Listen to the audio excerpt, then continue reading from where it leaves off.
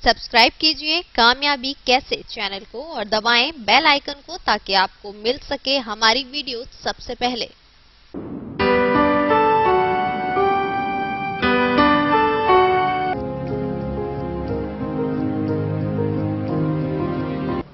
आज हम चर्चा करेंगे फर्स्ट मिन्नोब्रुक कॉन्फ्रेंस की, प्रथम मिन्नोब्रुक सम्मेलन की, कि ये किन परिस्थितियों में, किन परिप्रेक्ष्यों में आयोजित किया गया और इसके क्या प्रभाव रहे। 1960 के दशक में अमेरिकी समाज संक्रमण काल से गुजर रहा था, क्योंकि तीव्र औद्योगिकीकरण के कारण समाज में तेजी से बदलाव आ रहे थे। उस समय के जो उनके परंपरागत मूल्य थे, संरचनाएं थी, व्यवस्थाएं थी, वो बिखरने लगी और जो नगर थे वो उनमें तेजी से जनसंख्या बढ़ी, जिसके कारण नागरिक सुविधाओं का अभाव होने लगा। ठीक उसी समय वियतनाम युद्ध के कारण भी प्रशासन का झुकाव वो जन उन्मुख होने की बजाय युद्ध उन्मुख हो गया और नागरिक सेवाएं बुरी तरह से प्रभावित होने लगी, जिसके कारण युवा लोक प्रशासकों में असंतोष था। उसी समय हनी प्रतिवेदन और फिलाडेल्फिया सम्मेलन में जिन परंपरागत लोक प्रशासकों ने सुझाव दिए, वो नए क्रांतिकारी लोक प्रशासक उन सुझावों को पर्याप्त नहीं मानते थे। उनका मानना था कि व्यवस्था में अब क्रांतिकारी बदलाव लाने की आवश्यकता है। नवीन चिंतकों का यह मानना था कि लोक प्रशासन को विज्ञान या कला मानने की बजाय हम ये चिंतन करें कि उसकी सामाजिक उपादेयता किस प्रकार अधिकतम हो, अर्थात लोक प्रशासन किस प्रकार से समाज के लिए अधिक से अधिक उपयोगी हो सकता है और किस प्रकार से लोक प्रशासन समाज को अधिकतम संतुष्ट सेवाएं प्रदान कर सकता है। इस ओर लोक प्रशासन का झुकाव होना चाहिए, ना कि इस बात पर कि लोक प्रशासन एक विज्ञान है या कला है।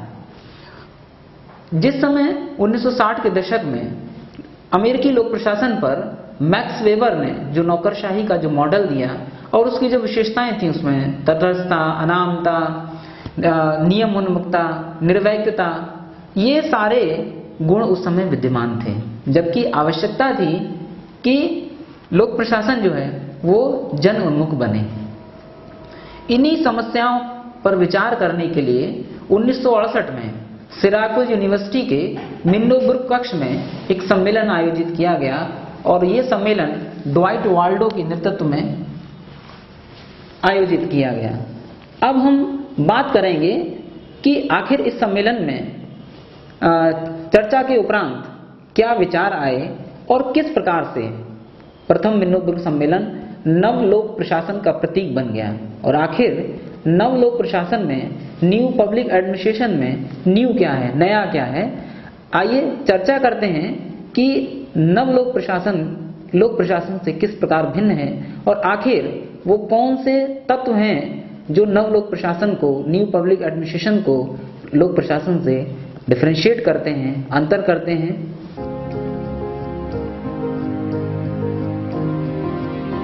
अब चर्चा करते हैं कि आखिर नव लोक प्रशासन में, न्यू पब्लिक एडमिनिस्ट्रेशन में नया क्या है। इसमें 4 तत्व नए माने गए हैं। पहला है प्रासंगिकता, यानी कि रेलेवेंस। लोक प्रशासन को प्रासंगिक होना पड़ेगा और एक लोक प्रशासक को अपने प्रशासकीय दायित्वों के साथ साथ समाज सेवी के रूप में भी कार्य करना होगा। इसके अलावा वैल्यूज, मूल्य। अब तक जो लोक प्रशासन था वो मूल्य रहित था, अब उसे मूल्य सहित होना पड़ेगा और शोषित व वंचित वर्ग की आवश्यकताओं के प्रति उसे संवेदनशील होना होगा। इसके अतिरिक्त सोशल इक्विटी यानी सामाजिक समता, इसके लिए सरकारी योजनाओं, कार्यक्रमों का लाभ जो है वो सभी वर्गों तक पहुंचाना होगा। इसके साथ साथ सामाजिक परिवर्तन और इसके लिए नवाचार, जो न्यू इनोवेटिव आइडियाज हैं, और इसके साथ साथ सृजनात्मकता की आवश्यकता के साथ साथ हर स्तर पर परिवर्तन संभव हो। ये नव लोक प्रशासन में जो न्यू शब्द हमने लगाया है, ये उसके 4 नए एलिमेंट्स हैं। आइए हम इनकी विस्तृत चर्चा करते हैं एक एक करके कि आखिर प्रासंगिकता का अर्थ क्या है। ये मैंने आपको शॉर्ट में समझाया है कि इन 4 शब्दों का क्या मतलब है।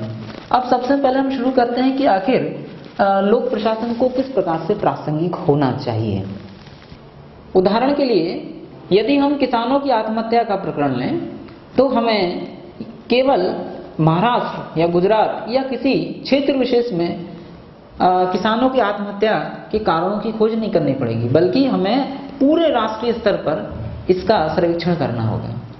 होता क्या है कि आवश्यक नहीं कि किसी क्षेत्र विशेष की समस्या का कारण केवल उसी क्षेत्र विशेष में हो, बल्कि उसके पीछे कई सारे कारण हो सकते हैं। समझ रहे हैं? अर्थात किसी भी समस्या को हमें उसके व्यापक दृष्टिकोण से, व्यापक परिप्रेक्ष्य में देखना होगा। तो प्रासंगिकता का अर्थ है सबसे पहले समस्या का राष्ट्रीय सर्वेक्षण, उसके बाद हमें उस समस्या के जो भी उपलब्ध जो सॉल्यूशन है अपनी सूझबूझ से, अपनी समझ से उनको देखना होगा, और इसके साथ साथ हमें अंतर्विषयक संबंधों को भी देखना होगा। जैसे अभी हम किसानों की आत्महत्या की बात कर रहे थे, तो ज्यादातर लोगों का मानना है कि किसान जो है वो सूदखोरों से पैसे ले लेते हैं, और उन सूदखोरों के पैसे उन्हें जब चुकाने होते हैं तो उनका जो ब्याज है वो बेचारे ब्याज ही चुकाते रह जाते हैं, मूलधन ज्यों की त्यों खड़ा रह जाता है, और जब वो उसे चुका पाने में असमर्थ होते हैं तो वो आत्महत्या कर लेते हैं। लेकिन क्या दोस्तों यही एकमात्र कारण है? यदि हम किसी समस्या का केवल एक ही कारण देखेंगे तो उस समस्या का हम व्यापक स्तर पर, वृहद स्तर पर मूल्यांकन नहीं कर पाएंगे। होता क्या है कि कोई भी एक समस्या केवल एक कारण से नहीं होती, उसके पीछे कई सारे कारण होते हैं। अर्थात किसानों की आत्महत्या के पीछे आर्थिक कारण भी हो सकते हैं, सामाजिक कारण भी हो सकते हैं, इसके पीछे कुछ राजनीतिक कमियां भी हो सकती हैं, इसके अलावा कुछ प्रशासनिक कमियां ऐसी वहां रह गई हों, इसके अलावा शिक्षा है, बहुत सारे कारण हो सकते हैं। तो जब भी हम किसी समस्या को देखें तो हमें ये भी देखना होगा कि उसके अंतर विषय संबंध जो हैं वो कौन कौन से हैं, अर्थात वो किन किन विषयों से संबंधित है। कोई भी एक समस्या किसी एक विषय से संबंधित नहीं होती। कोई एक समस्या केवल आर्थिक समस्या नहीं होती, उसके पीछे सामाजिक, सांस्कृतिक, राजनीतिक, प्रशासनिक बहुत सारे कारण होते हैं। जैसे नक्सलवाद को ही ले लें तो नक्सलवाद जो है वो किसी आर्थिक समस्या का परिणाम नहीं है, बल्कि उसके पीछे राजनीतिक, सामाजिक, प्रशासनिक कई सारे कारण हो सकते हैं, और हमें उस समस्या को उस व्यापक परिप्रेक्ष्य में देखना होगा। इसके साथ साथ जब हमें किसी समस्या का हमने राष्ट्रीय सर्वेक्षण किया, इसके साथ साथ हम ये भी जान गए कि उसका अंतर्विषयक संबंध क्या है, उसके बाद हमको क्या करना है, जो संसाधन उपलब्ध हैं उस समय हमें उनको एक सूची बनाना है, ये सुनिश्चित करना है कि आखिर हमारे पास कौन कौन से संसाधन जो हैं वो उपलब्ध हैं। अब हम समस्या का सर्वेक्षण कर चुके, हम समस्या को जान चुके कि आखिर वो किन किन विषयों से संबंधित है, और हम ये भी जान चुके हैं कि हमारे पास कौन से संसाधन उपलब्ध हैं। तो हमारा अगला स्टेप होगा कि हम प्राथमिकताएं तय करें कि आखिर हमें सबसे पहले क्या करना है। जैसे मान लो किसानों की आत्महत्या का प्रकरण ही लें तो हमें सबसे पहले उसके दो निदान देखने पड़ेंगे, एक तात्कालिक और एक दीर्घकालिक। जैसे किसी स्थान विशेष पर कोई समस्या है तो हम तात्कालिक समाधान तो ये करेंगे कि जैसे मान लो कहीं बाढ़ आ गई या कहीं सूखा पड़ गया तो हम कोशिश करेंगे कि उसका तात्कालिक समाधान हम कर पाएं। उसके बाद हमें उसका दीर्घकालिक लक्ष्य बनाना होगा। तो हमें प्राथमिकता तय करनी पड़ेगी कि हमें पहले क्या करना है, उसके बाद क्या करना है और उसके बाद क्या करना है। तो किसी भी समस्या के समाधान को जब हम देखेंगे तो उसको प्राथमिकता के आधार पर तय करेंगे कि सबसे पहले हमें क्या करना है, उसके बाद हमें क्या करना है और सबसे लास्ट में हमें क्या करना है। तो उसके बाद प्राथमिकता तय की जाएंगी। उसके बाद जब हम प्राथमिकता तय कर चुके हैं उसके बाद हम लक्ष्य को, जो हमारा टारगेट है, उसे हम दो भागों में बांटेंगे, एक लघु और एक दीर्घ, यानी स्मॉल एक बिग। यानी कि हम पहले ये देखेंगे कि तात्कालिक रूप से हमारा लक्ष्य क्या है, ठीक है, हमारा लघु लक्ष्य क्या है। जैसे किसानों की आत्महत्या के संदर्भ में ही हम लें कि हमारा तात्कालिक जो लक्ष्य है, जो लघु लक्ष्य है कि फौरी तौर पर उसकी समस्या का समाधान करें, और दीर्घकालिक लक्ष्य ये है कि ये नौबत ही ना आए कि एक किसान को आत्महत्या करनी पड़े। ऐसा होता है कि बारिश की कमी की वजह से फसल अच्छी नहीं हो पाती, तो हमें ये भी देखना पड़ेगा कि यदि इस प्रकार की घटना दोबारा हो तो किसान को पानी की प्रचुर मात्रा उपलब्ध रहे। ये है दीर्घकालिक समाधान। फौरी तौर पर तो हम समस्या का समाधान कर सकते हैं। तो मैं आपको एक व्यू दे रहा हूं, मैं आपको एक केस लेके चल रहा हूं कि आखिर लोक प्रशासन जो है वो किस प्रकार से प्रासंगिक हो सकता है। उसके बाद हमने ये सारी चीजें तय कर ली। उसके बाद सबसे इंपॉर्टेंट आता है कि जो प्रक्रिया हो वो भी सरल हो। कई बार बहुत अच्छी योजनाएं होने के बावजूद भी उसकी प्रक्रियाएं इतनी दुरु, इतनी कठिन होती हैं कि वो जो योजना है, वो जो कार्यक्रम है वो असफल सिद्ध होता है। तो किसी भी समाधान के लिए, किसी भी योजना के लिए, किसी भी कार्यक्रम के लिए ये आवश्यक है कि उसकी प्रक्रिया जो है वो सरल हो ताकि उसका इम्प्लीमेंटेशन आसान हो और जो आम जनता है वो उससे आसानी से जुड़ सके। उसके बाद हमें उस संगठन को जो उस परिवर्तन को ला रहा है या जिस समस्या के समाधान के लिए उसे बनाया गया है उसको हम उत्तरदायी भी बनाएं। केवल ये नहीं कि हमने एक योजना बना दी या हमने किसी समस्या के समाधान के लिए कुछ प्रयास किए और जिस संगठन को हमने उसका उत्तरदायित्व दिया तो हमने यही वॉच नहीं किया कि आखिर उसने उस कार्यक्रम को ठीक से लागू किया या नहीं किया, और यदि नहीं किया तो उसके लिए कौन कौन व्यक्ति उत्तरदायी हैं, रेस्पॉन्सिबल हैं। तो हमें ये भी देखना होगा कि उस समस्या के समाधान के लिए संगठन में किसको उत्तरदायी ठहराया जाना चाहिए। और यहाँ पर मीडिया का भी जो कार्य है वो निरपेक्ष होना चाहिए, कमियों को उजागर करना होना चाहिए। इसके साथ साथ सबसे अंतिम और महत्वपूर्ण चीज जो प्रासंगिकता को बनाए रखेगी वो है उस योजना का, उस कार्यक्रम का, उन प्रयासों का जो सरकार कर रही है उनका मध्यावधि मूल्यांकन, समय समय पर मूल्यांकन।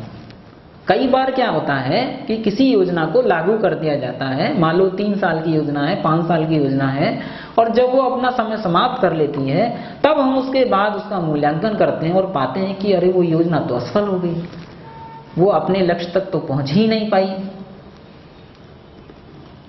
तो हम जब बाद में मूल्यांकन करते हैं तो उस मूल्यांकन का कोई फायदा नहीं होता क्योंकि योजना तो असफल सिद्ध हो चुकी होती है। आवश्यकता है कि किसी भी योजना का मध्यावधि मूल्यांकन किया जाए, इंटरमीडिएट जो है उसका एग्जामिन हो कि आखिर कौन कौन से बदलाव लाने उसमें चाहिए, आवश्यक है।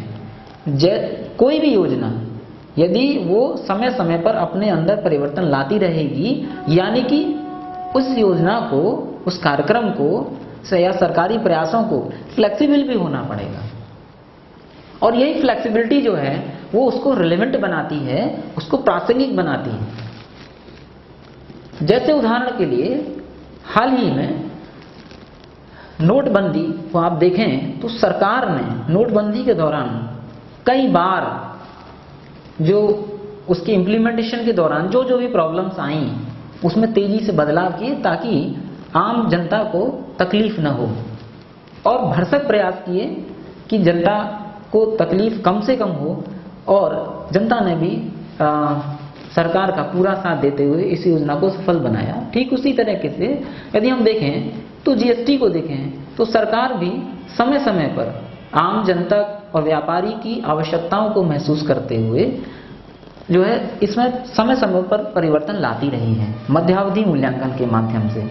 तो किसी भी योजना का मध्यावधि मूल्यांकन जो है वो बहुत ज़्यादा आवश्यक होता है, उससे उस योजना में आवश्यक परिवर्तन लाने संभव होते हैं और वो योजना फ्लेक्सिबल हो जाती है और ज़्यादा प्रासंगिक हो जाती है और ज़्यादा सार्थक हो जाती है।